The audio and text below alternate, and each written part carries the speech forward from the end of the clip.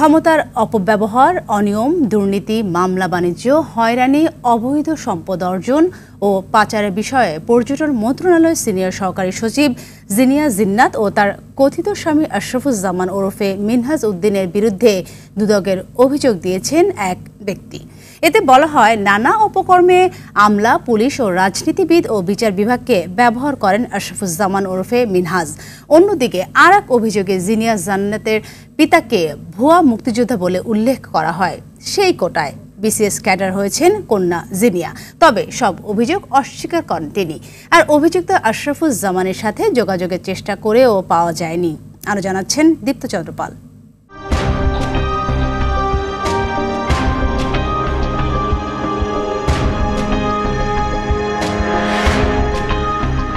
দুর্নীতি দমন কমিশনের অভিযোগে জানা যায়, কাজের সুবিধার্থে এক এক সময় এক এক নারীকে স্ত্রী পরিচয় দিয়ে থাকেন ভয়ঙ্কর প্রতারক আশরাফুজ্জামান মিনহাজ। বর্তমানে সিনিয়র সহকারী সচিব জিনিয়া জিন্নাত এবং তাহমিনা আক্তার তিন্নি নামের দুই নারীকে স্ত্রী পরিচয় দিচ্ছেন। এর আগে এক নারী জজ এবং সাবেক স্বরাষ্ট্রমন্ত্রী সাহারা খাতুনের পরিবারের এক সদস্য ও প্রবাসী এক নারীকে স্ত্রী পরিচয় দিতেন। বিভিন্ন অপকর্মে আমলা, রাজনীতিবিদ, বিচারক ও পুলিশকে ব্যবহার করেন নিজের বিভিন্ন পরিচয়। চিফ মেট্রোপলিটন ম্যাজিস্ট্রেট মুস্তাফিজের সাথে কথা বলেছি। সে বলল যে স্যার আমি নথি দেখেছি, সে এটা ফার্স্ট প্রায়োরিটিতে দেখবে। 13টি অভিযোগের মধ্যে প্রথমটি হলো জিনিয়া জিন্নাতের বাবা ভুয়া মুক্তিযোদ্ধা। সেই কোটায় বিসিএস ক্যাডার হয়েছেন জিনিয়া জিন্নাত। তার বাবার নথিতে দেখা যায় তিনি বিমান, সেনা ও পুলিশ বাহিনী থেকে মুক্তিযুদ্ধ করেছেন। তার নাম বিভিন্ন নথিতে 9 ভাবে উল্লেখ করা হয়েছে।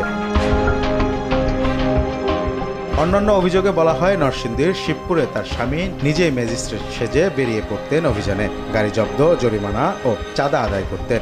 অপরাধ আড়াল করতে মিথ্যা অভিযোগে চালকদের বেতন না দিয়ে চাকরি থেকে অপসারণও করেছেন তিনি।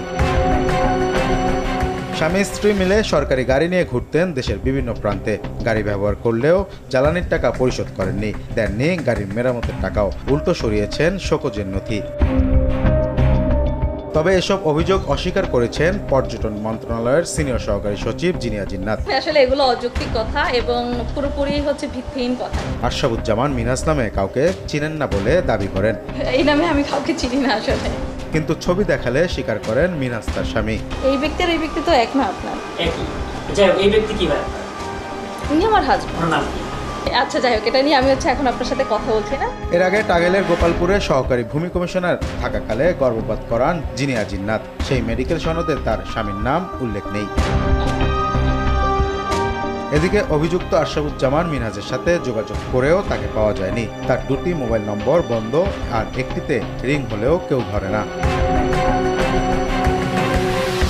দীপ্ত চন্দ্রপাল, RTV, ঢাকা।